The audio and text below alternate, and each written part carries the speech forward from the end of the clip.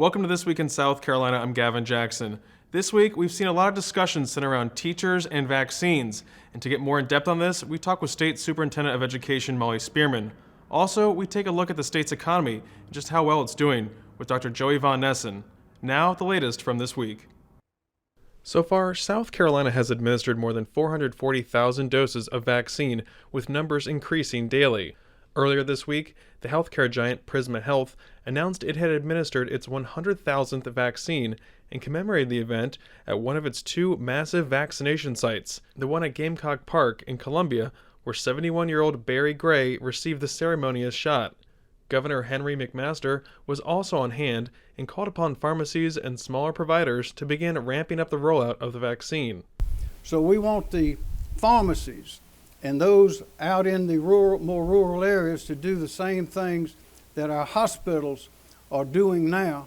And when we get everyone operating at maximum capacity, that will be good news for the people of South Carolina.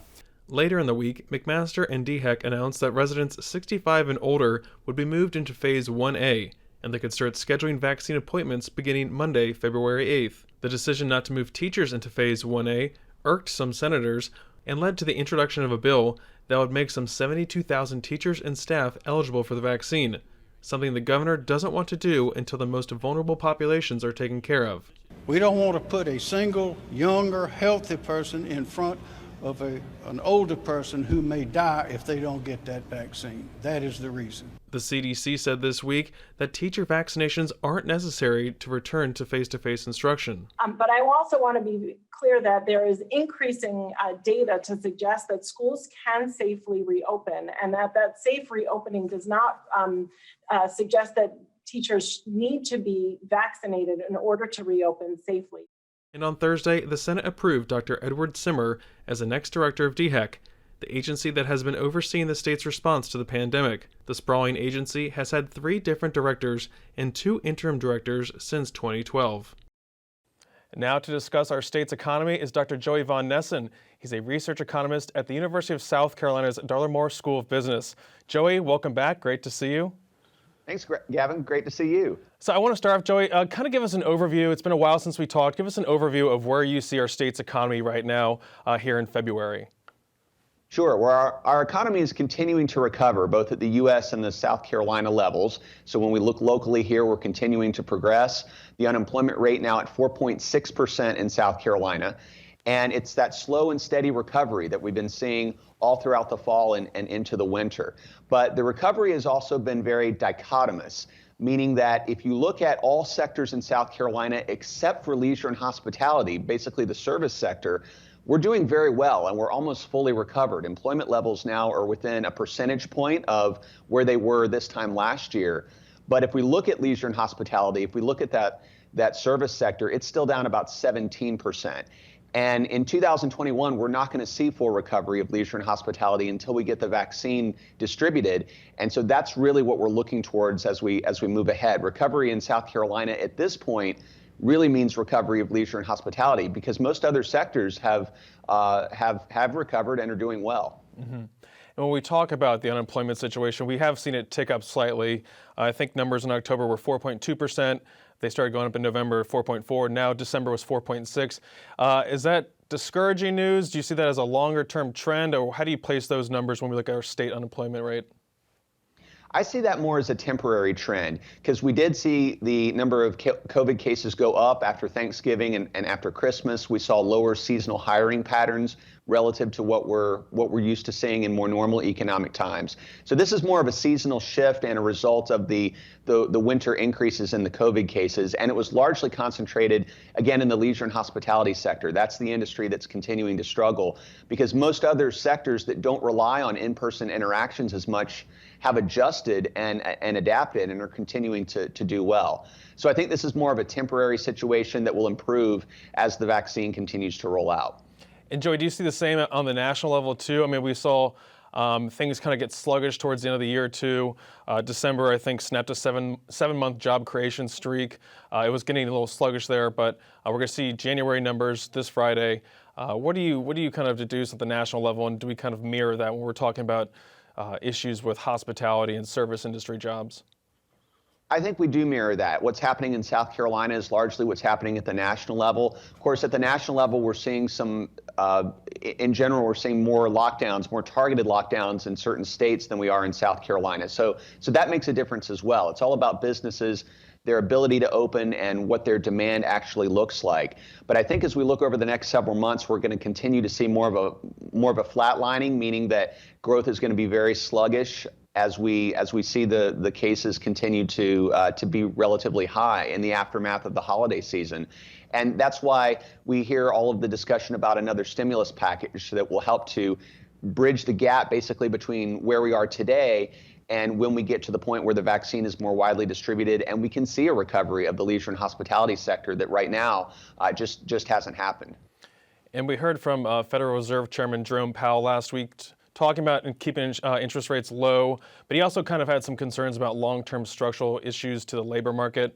And then we saw from the Congressional Budget Office, they came out with a report saying that employment levels won't be back until like 2024, pre-pandemic unemployment levels. I'm wondering, you don't think it's going to take us that long as a state to get back to where we were? You're already talking about other sectors besides leisure and hospitality getting to pre-pandemic levels essentially in our state. So do you see that recovery being a year or two, or again, just really incumbent upon the vaccine rollout? It's mainly incumbent on the vaccine rollout. I think so. It's more about biology than economics at this point. But based on the current projections for the vaccine rollout, we're looking at full employment recovery in South Carolina probably by the end of 2021. If we project outwards, assuming we get that rollout. Because the leisure and hospitality sector could potentially see a very good year in 2021. I think the best case scenario that we would hope for in South Carolina is where we get that widespread rollout in the late spring or early summer, right around Memorial Day, right at the time when tourism season is kicking into high gear. And if those two influences come together, then I think we may see a very strong tourism season. We'll have to wait and see, but that would be the ideal scenario for South Carolina. And Joey, you mentioned stimulus. We keep hearing about discussions about stimulus at the federal level. President Joe Biden discussing $1.9 trillion for this. I'm wondering what you think about the need for that. I also heard from Federal Reserve Chairman Jerome Powell saying that inflation's not anywhere near a dangerous level at this point. We're not even meeting their 2% benchmark at this point. Are you concerned about additional money floating around, and do you think that we need another stimulus? Well, I think there's broad consensus among economists that yes, we do need additional stimulus. The economy is still hurting. There's some disagreements, of course, about what that stimulus should entail. But I think at the bare minimum, which is part of the package, it needs to include more assistance towards businesses that are not able to open and are in distress, particularly small businesses. So that would expand the PPP programs that have been in place. Also aid to unemployed workers, that particularly in the industries like leisure and hospitality in South Carolina, that simply there's no demand for those jobs right now, and so they're in a bad position in that industry. And then, of course, all of the funding going towards supporting the vaccine rollout. So I think those three elements are the most important right now. And again, the whole goal is to provide a bridge from where we are today until we get that vaccine rollout. But I think we're looking at fairly flat growth, particularly in leisure and hospitality for the next few months. And so this will help us navigate those waters until we see some improvement. And Joey, as part of that stimulus plan by the president, which is still, there's many phases to it. There's one part of it about increasing the minimum wage, the federal minimum wage, to $15 an hour. Tell me a little bit about your research, your understanding about how that could affect businesses in South Carolina. I don't know the extent of your research into the minimum wage, but from what you've seen, there's a lot of research out there, good and bad. How do you think that could affect the state if that was to go in effect? Yeah, that's a great question. I think when we talk about the minimum wage, the term we have to always keep in mind is trade-off. It's really all about trade-offs and making certain people better off. Certainly, if they see a raise at work, that's going to make them better off, but it has the possible risks of the increases associated with labor costs, because businesses have to absorb those costs, and they can either do that directly or they can increase the price of their products, or they can reduce the amount of hiring or the hours worked for other employees. So it can make certain employees better off at the expense of others. And that really depends on the business, on the industry, and on the region that we're looking at. I think in South Carolina, what we're seeing now, as we talked about before, with the leisure and hospitality sector, really the one still hurting right now. If you look at the average wage levels, particularly in the food and service industry, so for food and service workers, it's about $9 an hour right now. So that would be a significant cost increase for businesses in the leisure and hospitality industry, moving that minimum wage up. And I am concerned about, in 2021, with that industry currently in distress, tacking on an additional labor cost increase, basically. That's really a kind of a double whammy for them in 2021. So that would be a challenge for them. But again, every industry is different, and it affects different industries in different regions very differently. So a little worry that it could short circuit a recovery in leisure and hospitality, essentially? Well, certainly make it more challenging for them, because they're down 17% in terms of their employment levels already. They're struggling to come back. And so if you tack on an additional cost associated with their labor, the labor costs that they're facing, then that compounds the challenge that they're already seeing. And then, Joey, with just about 30 seconds left, can you kind of tell me what you're going to be looking for, watching for over the next couple weeks and months going forward in this recovery? I think at this point, it's really all about the biology. It's all about the vaccine rollout, because again, South Carolina, if we look broadly at our major industry sectors, real estate, if we look at professional services, we look at manufacturing, all of those are doing very well and are continuing to recover and move in the right direction. So it's really all about leisure and hospitality. That's what recovery means for South Carolina in 2021, is when do we see the leisure and hospitality sector recover? And that's primarily tied to the vaccine rollout. So we're really focused on that, and especially whether that can happen before or after tourism season. Gotcha. And that's Dr. Joey Von Nessen, a research economist at the USC Darla Moore School of Business. Joey, always a pleasure. Thank you, Gavin. Always a pleasure to be with you. Thanks. We had originally planned to speak with Superintendent of Education Molly Spearman.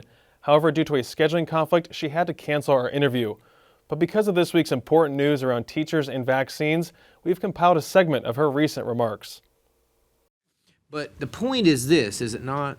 That if we can get the teachers vaccinated, there'd be no reason not to be back full-time in school, teachers in front of classrooms, 100%. I mean, do you think Absolutely. there'd be any... And thank you, Senator Hutto, you're right.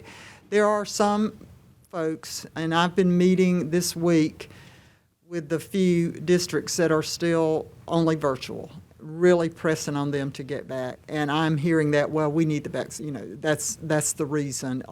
I understand, and again, yesterday, the new head of CDC said, vaccinating is not, you don't have to be vaccinated. We've already proved it works, but that fear factor is there. The fear factor is there, and I think that doing this would alleviate that final excuse that some folks may be leaning on. So, is it then your intention that if we move teachers up in the order and get them vaccinated within the next hopefully few weeks, but maybe a month, that everybody will be offering full-time 5-day classes? Yes, sir.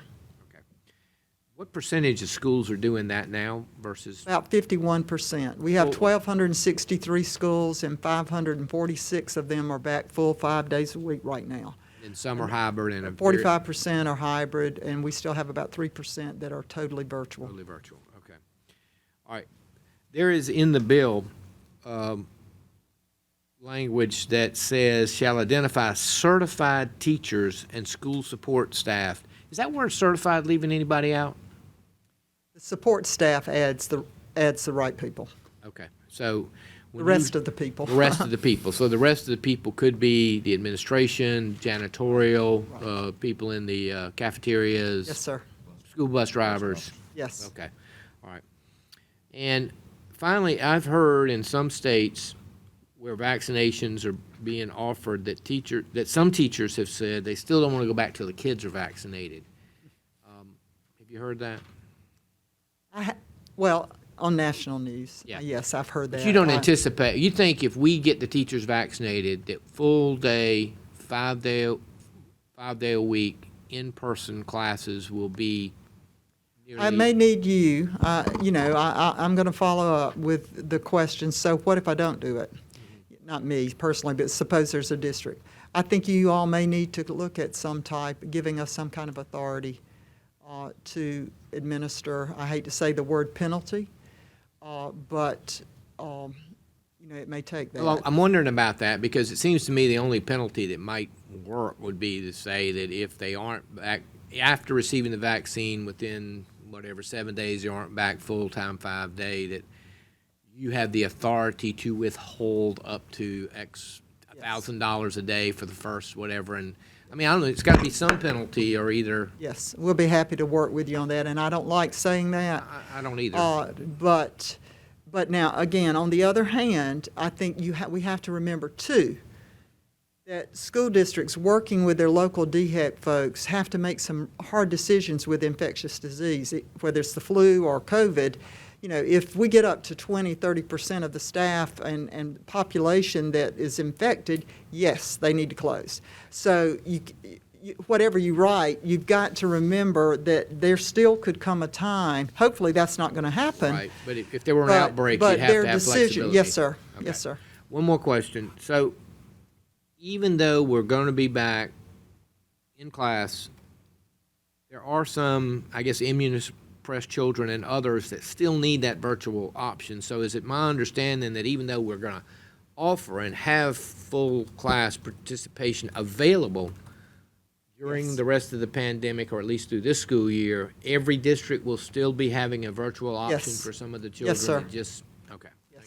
I see my role as state superintendent to advocate for our students and teachers in the state, and I have asked that a consideration be given to moving teachers forward, to prioritize them so that they can be vaccinated.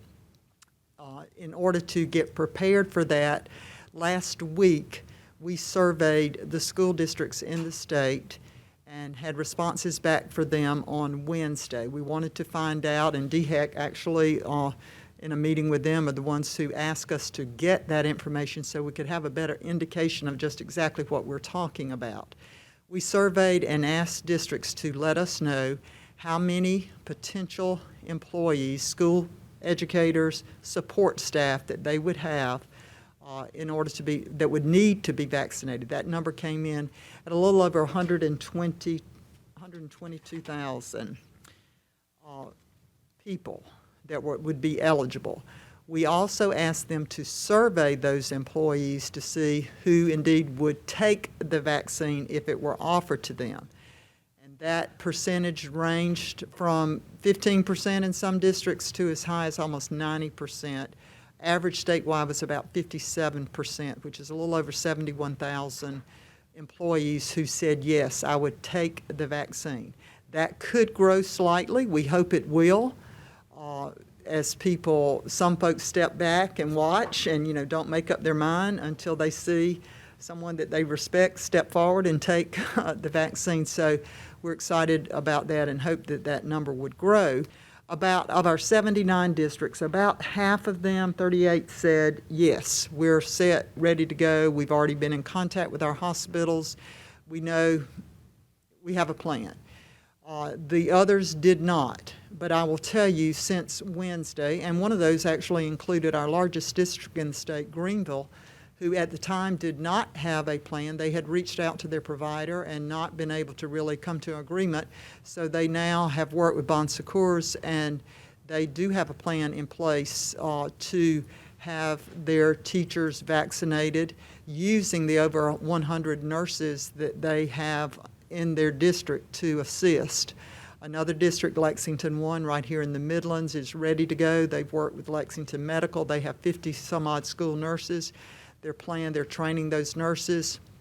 By the way, DHEC is already working with our folks on that to train potential nurses, athletic trainers also, to assist in giving the vaccine. They do have to get a doctor's order to cover them, but those those negotiations, those plans are well in place.